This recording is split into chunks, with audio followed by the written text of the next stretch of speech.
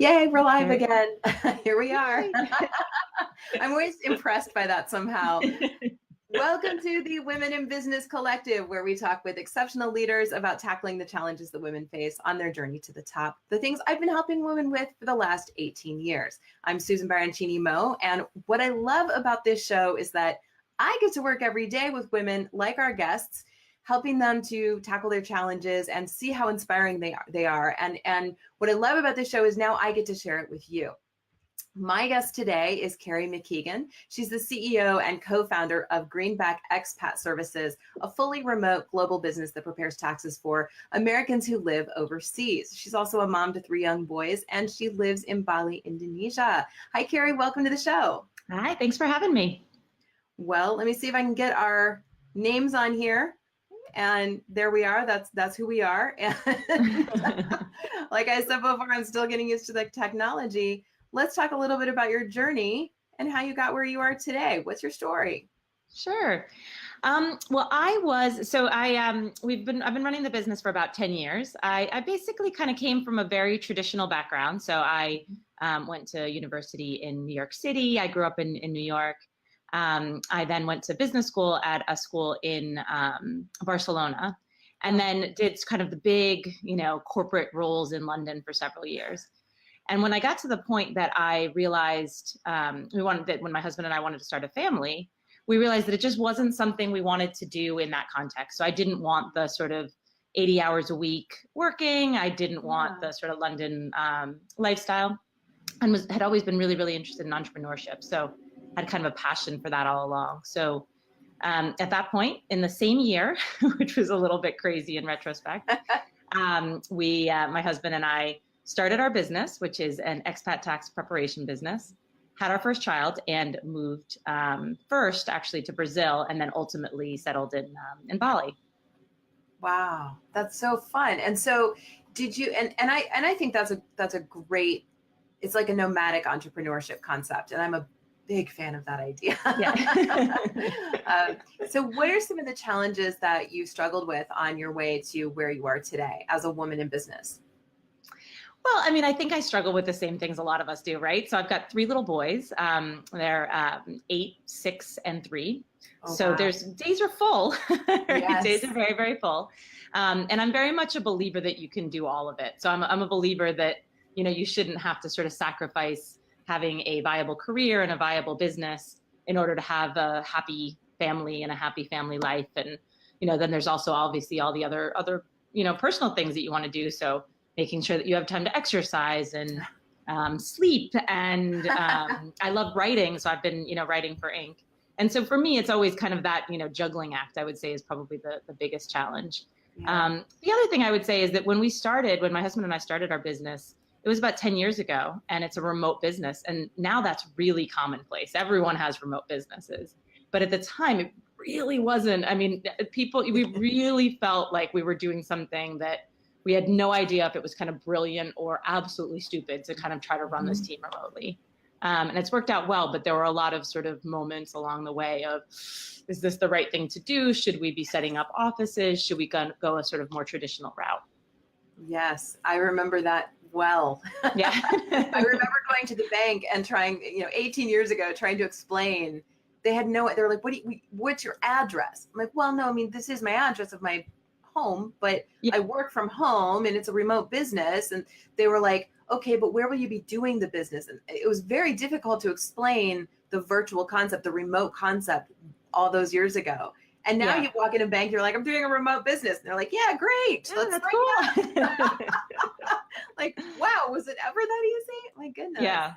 And for us, it was really, because we hire accountants with very specific niche skill sets, it really wasn't very viable to try to get them all in, New York City or London. I mean, it really wasn't anything that we could do. So it really was kind of a benefit for us. But there were a lot of years where we kind of hid behind it a little bit. We didn't, we didn't really know how the world would embrace the idea of a business that was operating out of, people's home offices all over the world. So it's worked out well, but that definitely was a challenge along the way. Isn't it funny how times have changed? Yeah. All right. So what advice do you have for professional women in business today? I guess what I would say is to be really careful about not feeling like you have to follow someone else's path. So, everybody's idea of balance, everybody's idea of what sort of success looks like and happiness looks like is really, really different.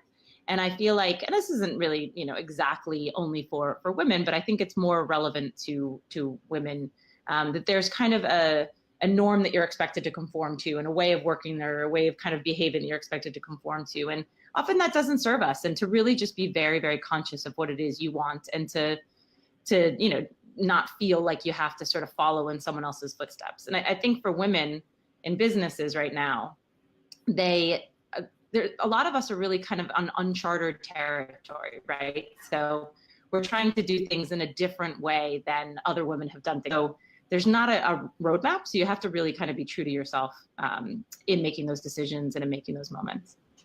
I feel like that is going to be a theme on the show. I just have this instinct that's telling me that over the next several months, as we do this show, I feel like we're going to hear again and again, be true to yourself, think about what your own idea of success is, and how you want to craft your own life. I think that's becoming more and more the norm.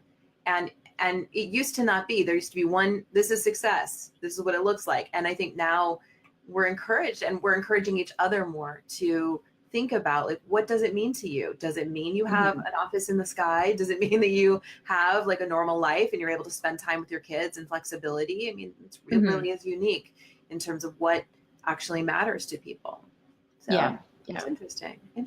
And I think that's, following on that same thought, it's also about supporting each other, right? So, that's one thing that has been really, really helpful for me, is that I've had other women who haven't done anything similar to what I'm doing, but sort of supported the idea of being able to be whoever you want to be. And so to be able to do that for other people too. So making sure that you as a woman in business understand that, you don't have to take on that responsibility of kind of being a role model, but that you might enjoy doing that. You might really want to be somebody who mentors other women who are trying to do the same thing you're doing. Exactly. Well, and I think that's such an important thing. I recently did some research for an article that I'm working on, and it was really focused around, like, I thought the article was going to be, what are the, it was about what are the struggles that you've experienced in the professional world as a woman. And I thought there was going to be a lot of, when I did the interviews, I thought there would be a lot of conversation around, the Me Too movement. And what I found was, yes, there was plenty of that, but there was an awful lot of commentary around what women have said to them, to other women, that were disempowering. And so I like that you mentioned women supporting other women, because we need to get better at that, I think. And I think part of it ties in with, if I have an idea of what success is, and that's my picture, and maybe you work in my firm, I may not consider that your idea of success may look different. And so I'm going to maybe try to teach you or mentor you in the way that I think you need to be mentored based on, and I don't mean me personally, but people, but may mentor this person in a way that is not appropriate for that person's idea of success. And I think sometimes we're not the most empowering to one another. And I'd like to see us improve on that. So yeah, I agree. Yeah, absolutely.